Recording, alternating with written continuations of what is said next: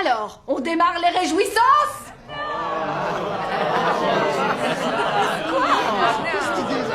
Alors, on se décompte?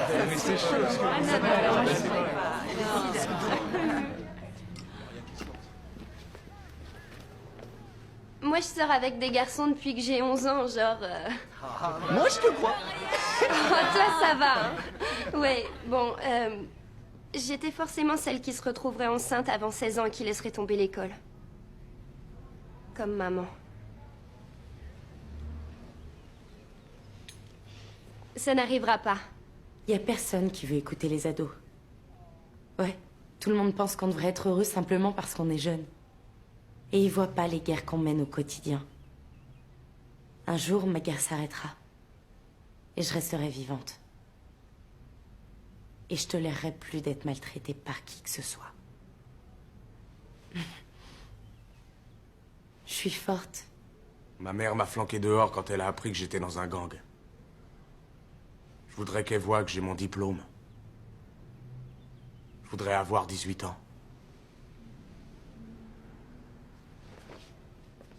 Mademoiselle G, est-ce que je peux lire un extrait de mon journal?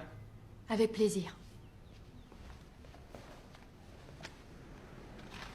Lui, c'est qui? C'est depuis la première année qu'on l'a avec nous, gros nul. C'est quoi son nom? J'en sais rien du tout. Je viens de passer le pire mois de vacances de mes 14 ans de courte vie.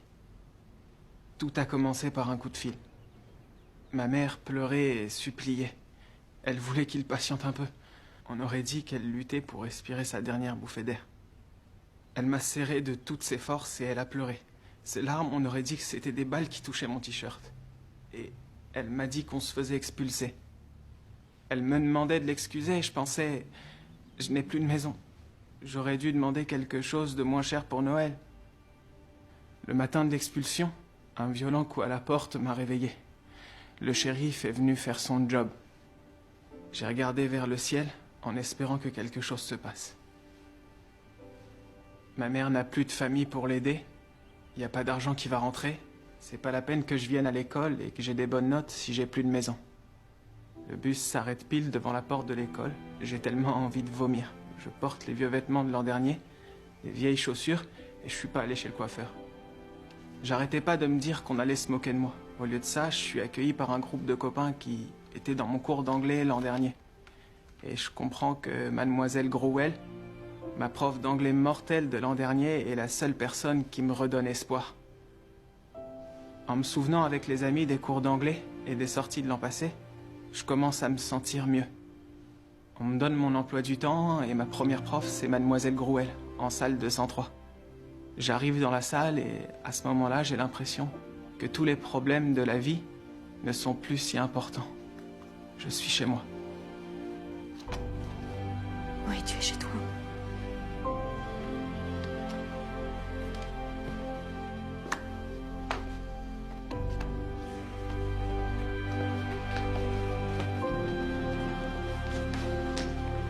Bravo.